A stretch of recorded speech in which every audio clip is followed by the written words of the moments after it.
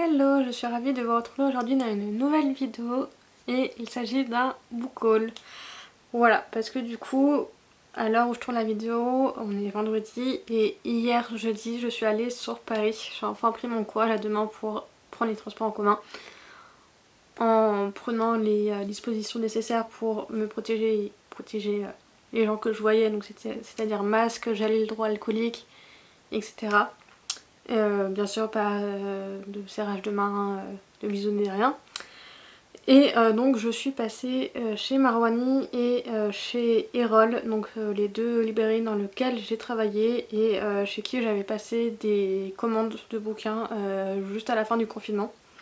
Voilà, via le site Place des Libraires. Donc je vous mettrai les liens et les réseaux sociaux en barre d'infos des deux librairies où je suis passée et du site Place des Libraires parce que c'est vraiment des choses géniales. Les deux librairies sont vraiment top et le site Place des Libraires est vraiment génial pour réserver en ligne des bouquins et soutenir les librairies indépendantes parce que c'est très important de soutenir les librairies indépendantes, d'autant plus en ce moment.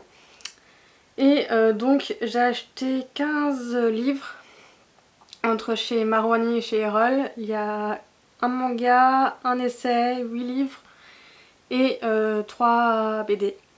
Voilà, donc c'est énorme. Je sais pas comment j'ai fait pour ramener tout ça.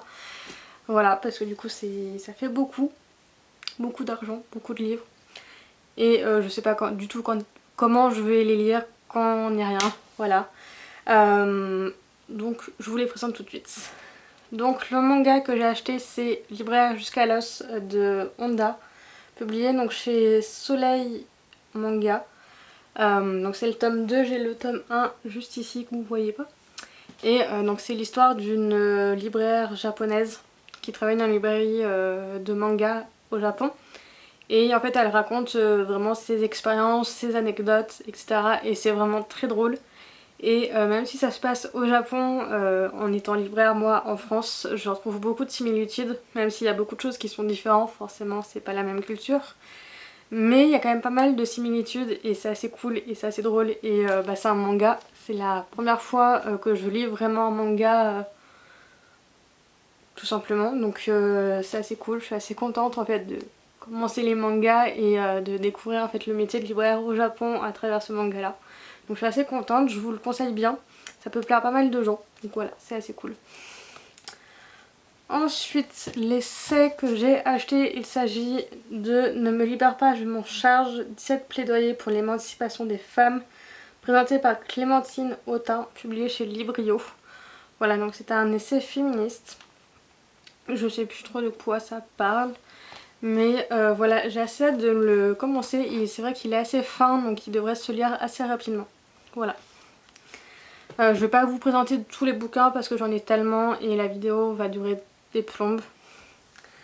Donc ensuite le premier roman que je vous présente, il s'agit de Oliver Twist de Charles Dickens dans la collection Archipoche Collector. Je crois que c'est comme ça qu'elle s'appelle, la collection de cette maison d'édition là.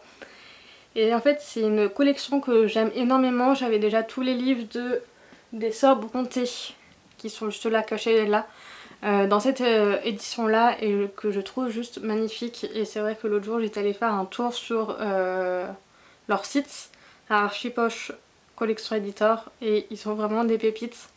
Et en fait ce livre là je l'avais pas commandé mais je voulais le faire et en fait il venait de sortir et chez Roll il l'avait en pile en fait, donc j'ai pas hésité avant de l'acheter, enfin voilà, je l'ai pris tout de suite parce que je le trouve vraiment très beau. Donc je sais pas si je vais le lire bientôt ou pas, parce que c'est pareil pour les Sœurs Brontë, du coup j'ai leurs livres depuis plus d'un an et je pense pas les lire tout de suite, mais je trouve tellement, enfin cette édition là tellement belle que voilà, et ça fait très beau dans les bibliothèques et c'est des livres que je souhaite lire de toute façon un jour, donc voilà.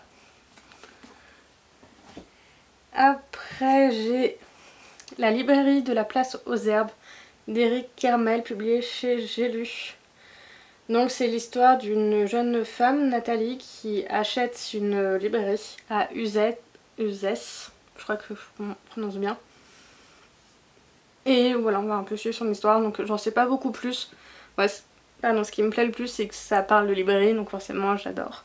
J'ai plusieurs livres comme ça qui parlent de librairie, du monde du livre dans mes achats, donc voilà. Et ça fait un moment que je le vois passer avec que des avis positifs, donc voilà, c'est l'occasion de le découvrir. Après, pareil, un autre livre sur le monde du livre, il s'agit de L'homme qui aimait trop les livres d'Alison Hoover Bartlett chez Pocket. Donc là, c'est un peu une histoire un peu policière et tout ça, c'est l'histoire d'un vol de livres. Voilà, c'est l'histoire d'un homme qui a volé pour 200 000 $ de livres anciens. Et donc on va un peu le poursuivre, etc. Donc pareil, j'ai très peu lu le résumé et j'ai surtout lu des avis positifs sur Instagram, les réseaux sociaux, et du coup c'est ce qui m'a donné envie de le lire en fait. Et c'est un peu le cas de la plupart des livres que j'ai en fait achetés là, c'est vraiment des livres qui ont eu des très bons avis sur les réseaux sociaux et qui m'ont donné envie de le lire. Ensuite je vais vous présenter le nouveau livre en poche de Sophie Thalmann qui est Qui ne se plante pas, ne pousse pas, donc au livre de poche, je sais absolument pas de quoi il parle. Je l'avais vu passer quand il était sorti en grand format et j'avais adoré la précédente série de Sophie Thalmann